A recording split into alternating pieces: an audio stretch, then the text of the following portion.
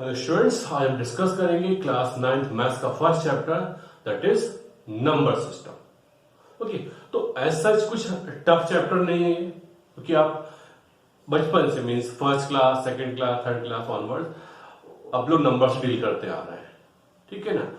तो हम लोग 9th का सिलेबस स्टार्ट करें इससे पहले हम एक माइंड मैप तैयार कर लेते हैं।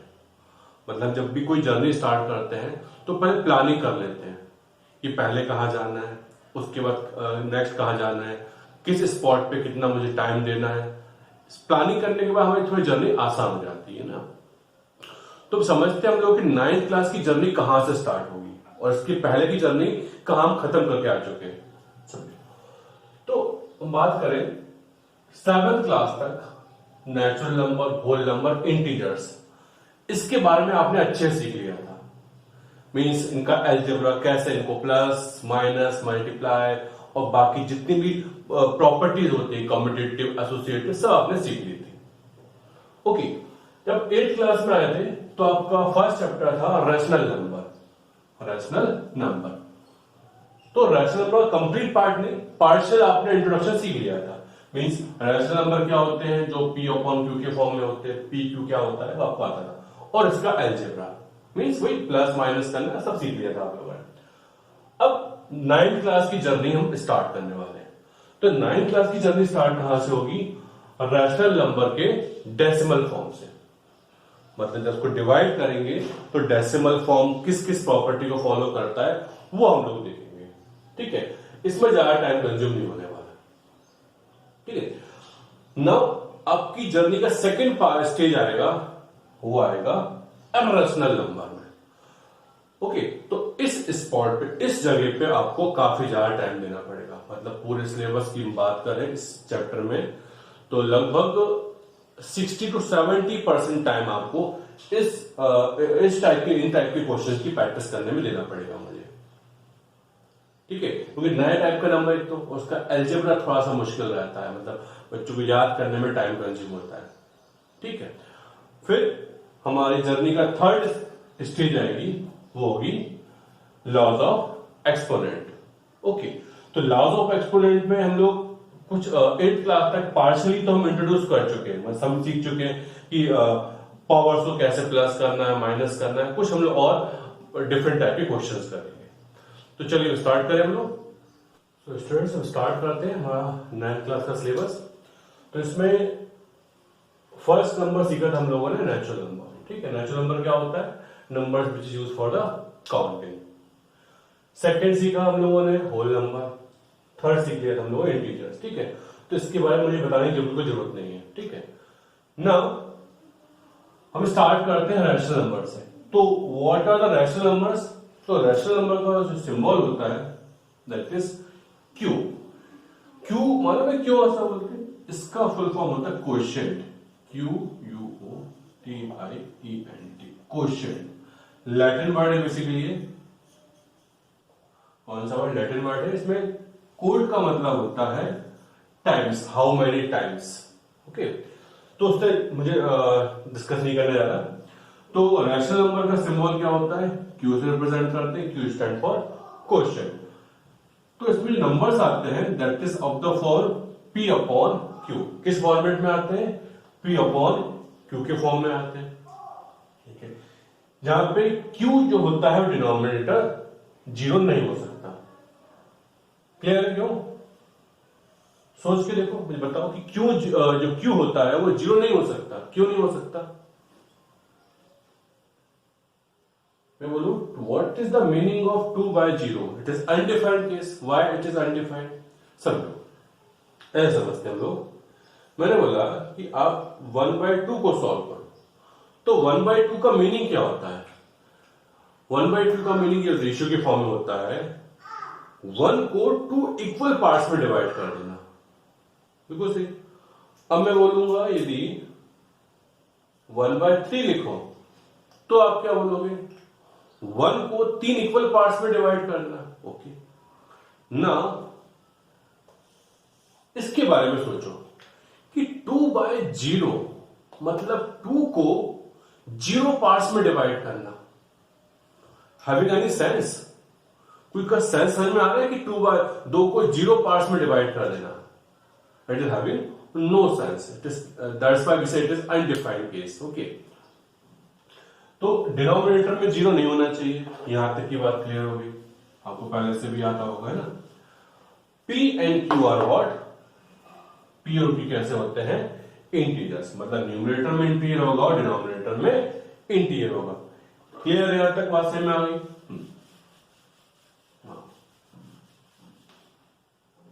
कुछ एग्जांपल्स लेंगे हम लोग।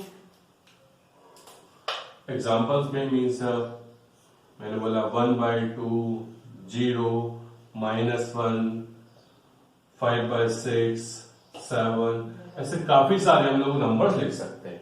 क्लियर है, तो ये सभी नंबर्स कैसे हैं, रैशनल नंबर कहलाते हैं। ठीक है, अब सुनो, एक इंटरेस्टिंग बात आने वाली है।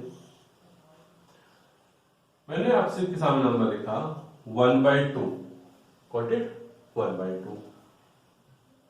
फिर लिखा मैंने 2/4, 3/6, 4/8, 5/10, 6/12. So these all are what? Rational number. बोले सर हाँ, क्यों रैशनल नंबर है, क्योंकि ऊपर भी है, न्यूमरेटर में भी इंटीजर है, डिनोमिनेटर में इंटीजर है, न्यूमरेटर में इंटीजर है, डिनोमिनेटर में इंटीजर है, सब में ऐसा हो रहा है, मैं सभी के सभी रैशनल नंबर है। लेकिन अब ऑब्जर्व कर रहे होगे कि जब मैं इसको कैंसिल आउट करूं, मतलब इसको सिंपलेस्ट करूं, तो 1/2, ये भी 1/2 आएगा, ये भी 1/2 आएगा, ये भी 1/2 आएगा और ये भी 1/2 आएगा। मतलब ये अलग अलग रैशनल नंबर होंगे कि एक ही रैशनल नंबर होगा। तो इसको हम बोलते हैं इक्विवेलेंट रैशनल नंबर्स। कौन सा, इक्विवेलेंट रैशनल नंबर। ठीक, तो जब रैशनल नंबर लिखने की बारी आएगी तो मैं इसको लिखूं, मैं इसको लिखूं कि इसको लिखूं कि इसको लिखूं, क्या लिखूं, नहीं, आपको सिंपलेस्ट फॉर्म लिखना चाहिए। मतलब यहां पे जो P और Q की हिडन प्रॉपर्टी और है ना, जो P और Q में कोई कॉमन फैक्टर नहीं होना चाहिए। मतलब देखो क्या कॉमन फैक्टर, जैसे मैंने इसको सिंप्लीफाई किया 2/4 को, तो 2 × 1, 2 × 2 कैंसिल आउट हो गया, मतलब जो कॉमन फैक्टर था वो मैंने कैंसिल आउट कर दिया।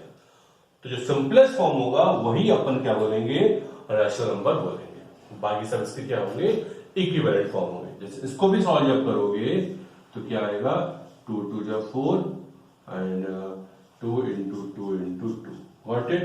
तो कॉमन फैक्टर ये भी था, ये भी चला गया, बचा क्या फाइनली 1/2, गॉट इट। तो इसकी हिडन प्रॉपर्टी क्या थी हम लोगों ने, कि P और Q इंटीजर्स तो होंगे और साथ साथ में क्या होंगे, in the simplest form, means कुछ कॉमन फैक्टर होंगे तो उसको हम कैंसिल आउट कर देंगे। ठीक है, यहां तक बात समझ में आ गई। अब हम क्या करते हैं, ओनली इन नंबर्स के बेस, जो एनसीईआरटी के कुछ एग्जांपल्स दिए हुए हैं, उसमें ट्रू फॉल्स बेस्ड क्वेश्चन है, कुछ एक्सरसाइज में क्वेश्चन है, वो सॉल्व कर लेते हैं, फिर हम नेक्स्ट टॉपिक पे बढ़ेंगे। ओके, स्टूडेंट डिस्कस करते हैं हम लोग first question, that is based on true and false, मतलब 1 मार्क्स में क्वेश्चन एक्सपेक्टेड रहता है। ठीक है, समझे हम लोग। क्या क्वेश्चन है, चेक करना है, बताना ट्रू एंड फॉल्स कि whether every whole number is a natural number. तो देखो, इन क्वेश्चन को सॉल्व करो इससे पहले क्या करो, जो भी टाइप के नंबर है सब लिख के रख लो। नेचुरल नंबर क्या होते हैं, 1, 2, 3, ये सब आपको मालूम है। फिर होल नंबर्स क्या होंगे, 0, 1, 2, 3, ये सब होंगे। इंटीजर्स में क्या आते हैं, negative and positive whole numbers आ जाते हैं, तो -3, -2, -1, 0, 1, 2। और रैशनल नंबर आपको मालूम है P/Q के फॉर्म में होते हैं ना। तो first question, every whole number is a natural number. क्या हर एक होल नंबर नेचुरल नंबर होता है? देखो, हमने ये वाला होल नंबर लिया, 0 होल नंबर होता है, बोलोगे यस सर। क्या ये होल नंबर नेचुरल नंबर की लिस्ट में भी आ रहा है? बोलोगे नहीं आ रहा है। ठीक है, तो इसका आपका आंसर क्या होगा, no. Since 0 is whole, obviously means whole number, but not natural. But not ठीक है, तो ये हमने जस्टिफाई भी कर दिया एग्जाम्पल देके। ना क्वेश्चन नंबर सेकेंड क्वेश्चन क्या है, every integer is rational number. Every integer देखो, तो चाहो तो पॉजिटिव इंटीजर लो चाहे नेगेटिव ले लो, चेक करते हैं हम। मैंने लिया इंटीजर 1, ओके 1 मैंने इंटीजर लिया, तो क्या ये रैशनल नंबर होगा? बोलोगे हाँ सर, क्योंकि 1 को अपन लिख सकते हैं 1/1। ठीक है, क्यों? क्योंकि ऊपर भी न्यूमरेटर है, इंटीजर है, डिनोमिनेटर भी कितना आ रहा है? इंटीजर आ रहा है। ठीक, ये 2 को लिखना चाहो तो 2/1 लिख सकता हूं, मतलब 2 भी क्या बन गया? रैशनल नंबर की प्रॉपर्टी फॉलो करने लगा। 3 को लिखो 3/1, तो 3 भी किसकी प्रॉपर्टी फॉलो करने लगा? रैशनल नंबर की प्रॉपर्टी। ऐसे जब नेगेटिव में जाओगे तो सबके सब क्या हो जाएंगे? रैशनल नंबर की प्रॉपर्टी फॉलो करेंगे। यहां तो बात समझ में आ गई। मींस इसका आंसर क्या होगा? इसका आंसर हो जाएगा yes, because every integer can be written as P/Q, where Q is always 1। ठीक है ना, Q डिनोमिनेटर में हमेशा क्या लिखा मैंने? 1 लिखा। इसका मतलब एवरी इंटीजर क्या बन गया? रैशनल नंबर बन गया। Third question, every rational number is integer. क्या हर एक रैशनल नंबर इंटीजर होता है? देखो समझो, मैंने बोला 4/2 रैशनल नंबर है, इसको सॉल्व करना आंसर क्या आएगा? 2 इंटीजर होता है। ठीक है, लेकिन मैं जब 3/2 को सॉल्व करूंगा तो देखो 3/2 रैशनल नंबर है, लेकिन जब इसको सॉल्व करेंगे हम लोग तो आपको आंसर क्या मिलेगा? 1.5। एंड 1.5 इंटीजर में बताओ कहां आता है? नहीं आता ना। बात सही में आ रही ना? देखो 3/2 क्या है? रैशनल नंबर है, लेकिन जब सिंप्लीफाई किया तो आंसर मुझे क्या मिला? मुझे आंसर मिला 1.5। That is not integer. तो इसका आंसर क्या होगा? नो। देखिए, सिंस 3/2 इज नॉट इंटीजर, तो हर एक रैशनल नंबर इंटीजर नहीं होता। तो सब बहुत सारे, एक एग्जांपल दे दो, इट्स मोर देन सफिशिएंट। यहां तो बात समझ में आई ना? थर्ड क्वेश्चन, तो fourth question, every natural number is whole number. क्या हर एक नेचुरल नंबर होल नंबर होता है? तो देखो 1 नेचुरल नंबर है, होल नंबर भी है। 2 नेचुरल नंबर है, होल नंबर की लिस्ट में भी आ रहा है। 3 नेचुरल नंबर है, होल नंबर में भी आ रहा है। इसका मतलब क्या होगा? इसका आंसर होगा yes. Got it? Now fifth question, क्या है फिफ्थ क्वेश्चन? देखो, every integer is whole, means whole number. क्या इंटीजर होल नंबर होता है? नहीं। देखो इसका आंसर क्या होगा? नो। समझो क्यों? इसमें नेगेटिव लो। देखो जो भी पॉजिटिव नंबर है वो तो यहां भी और यहां भी है, लेकिन कुछ नेगेटिव नंबर इंटीजर्स में आते हैं ना। -3 चेक करो जरा। -3 इंटीजर तो है, बट क्या वो होल नंबर की लिस्ट में आ रहा है? नहीं आ रहा है। इसका मतलब बोलेंगे -3 is integer but not whole number.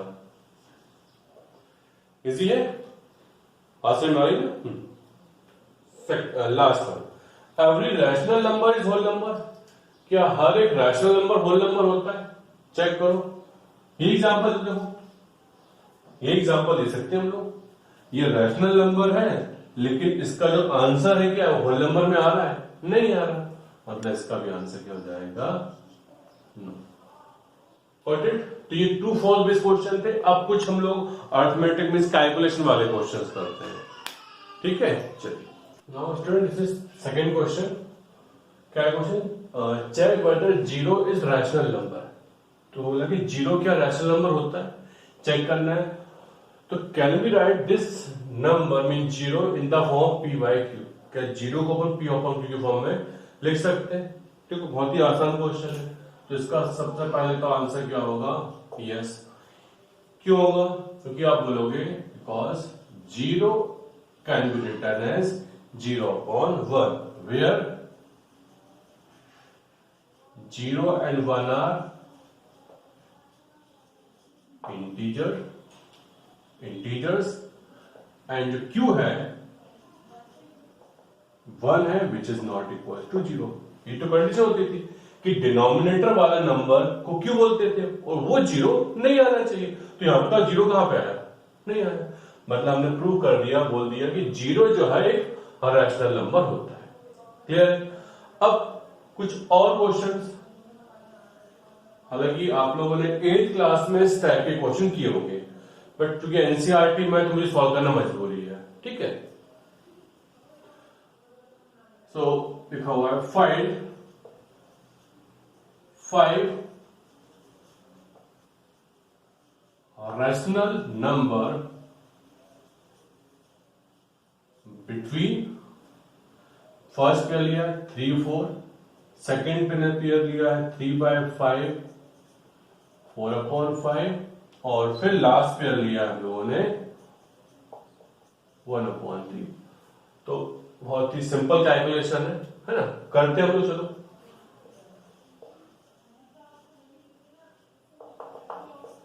ठीक है, तो देखो मैं भी सॉल्व कर रहा हूं क्योंकि बहुत इजी क्वेश्चन, आप लोग भी पेन कॉपी लेके आप साथ में सॉल्व कर सकते हैं। ठीक है, चलो आप लोग भी स्टार्ट करो। क्या होता है 3/4, तो यहां 3 लिखा, यहां 4 लिखा। इसको मुझे रैशनल नंबर के फॉर्म में कन्वर्ट करना है, तो क्या करूंगा मैं, डिवाइड बाय 1 कर सकता हूं मैं। अब डिनोमिनेटर सेम हो गया, तो पहली स्टेप क्या होती है, याद आ रही है कि डिनोमिनेटर शुड बी सेम, तो डिनोमिनेटर इसमें ऑलरेडी सेम है। अब आपसे पूछूंगा कि 3 और 4 के बीच में इंटीजर्स निकाल सकते हो, नहीं निकाल सकते आप लोग, तो क्या करोगे आप, आपने सीखा है मेथड काफी सारी थी, न्यूमरेटर में और डिनोमिनेटर में क्या करते हैं हम लोग, 10 से मल्टीप्लाई कर देते हैं। यहां तक रिकॉल हो गया सर, 10 से क्या 100 से कर सकते हैं, 10 से कर लो, 100 से कर लो, 1000 से कर लो, जितने ज्यादा नंबर चाहिए उसके हिसाब से आप मल्टीप्लाई करते जाओगे। ठीक है, तो ये क्या बन गया 30/10, ये क्या बन गया 40/10। यहां तक रिकॉल हो गया, बात सही में आ गई। तो देखो डिनोमिनेटर सेम आ गया। अब मैं आपसे पूछूंगा कि 30 और 40 के बीच में कुछ इंटीजर्स आते हैं क्या, अब बोले हाँ सर बहुत सारे इंटीजर्स आते हैं, तो लिख दो उनको, दिक्कत क्या, so required integers, required not integers, required rational number, required rational। तो क्या बोलोगे आप बोलोगे 31/10, 32/10, 33/10, 34/10, 35/10 और जितने पूछे जाए उतने लिख देना। Got it? मतलब मैंने 10 से क्यों मल्टीप्लाई किया, बेसिकली क्या होता है कि 10 से मल्टीप्लाई करना, 100 से मल्टीप्लाई करना बड़ा आसान रहता है। आप चाहो तो कुछ और नंबर, किसी और नंबर से करना चाहो, जिस नंबर से करना चाहो कर लो, कोई इश्यू नहीं है, आपको आंसर मिलेगा। ये 10 थोड़ा कंफर्टेबल रहता है। ठीक है, अब नेक्स्ट क्वेश्चन देखें हम लोग। नेक्स्ट क्वेश्चन क्या है, देखो नेक्स्ट क्वेश्चन है कि 3/5 एंड 4/5 के बीच क्या करना है, रैशनल नंबर इंसर्ट करना है।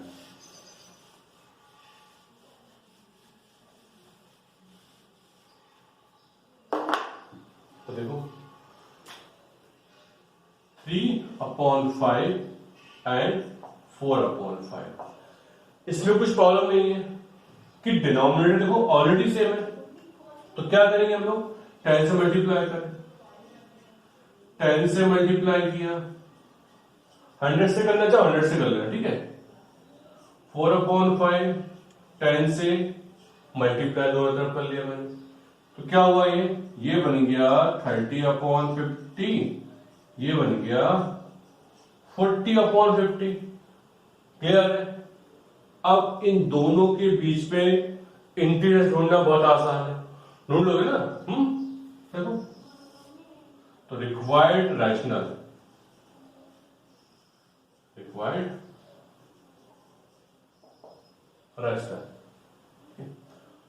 क्या होंगे 31/50, 32/50, ऐसे आपको जितने लिखना चाहो लिख सकते हो। Got it? कोई प्रॉब्लम यहां तक नहीं? अब लास्ट क्वेश्चन रह गया है 1/3 एंड 1/2 को के बीच में क्या इंसर्ट करना है मुझे? Rational numbers. कितने रैशनल नंबर? 5 rational number.